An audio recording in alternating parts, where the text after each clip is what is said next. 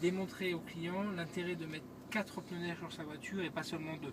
C'est ça, oui. Donc il faut faire un tout petit effort d'imagination. Il faut s'imaginer que là, il y a de la neige sous nos roues, que les roues avant sont équipées de pneus neige et que nos roues arrière sont équipées de pneus VT.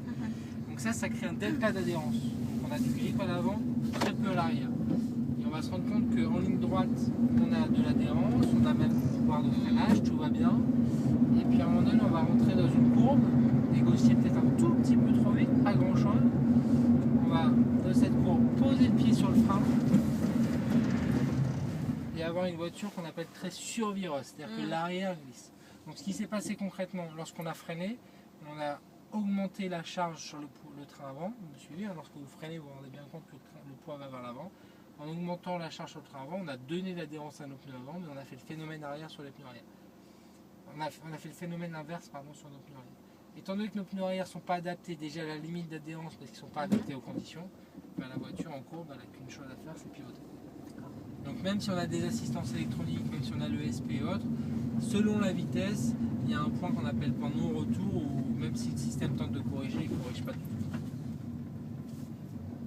Donc voilà pour le premier événement qu'on a créé à cause du frein. La deuxième chose, c'est un peu moins flagrant encore, mais tout aussi dangereux, c'est des courbes type celle-ci un peu rapide, on n'a pas besoin de freiner avant le virage, on est dedans, puis dans le virage on décide pour raison de sauvegarde de lâcher les gaz. Vous voyez, j'ai juste lâché le pied d'accélérateur. Se lâcher le pied provoque la même chose, un transfert de charge en perd contrôle de la voiture. Donc voilà, l'idée c'est vraiment de montrer l'intérêt de mettre 4 pneus identiques sur la voiture, notamment 4 pneus neige et pas seulement 2. Okay.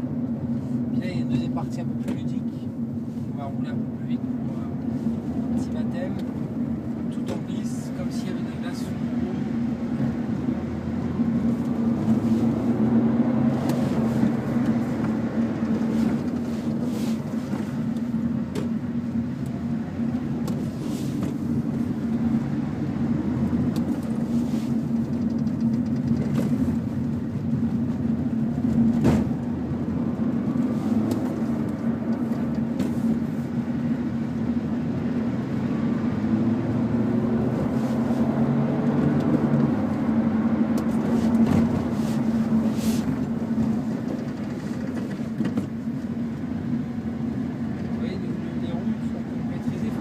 Les roues braquées à l'opposé du centre du virage. Ça s'appelle du contre-braquage, ça permet de maîtriser la dérive du train arrière avec les roues.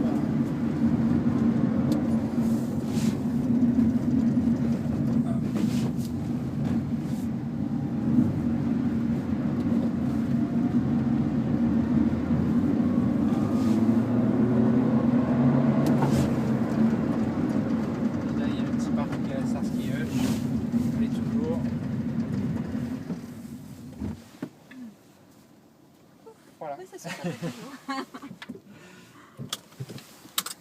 Merci beaucoup. Voilà.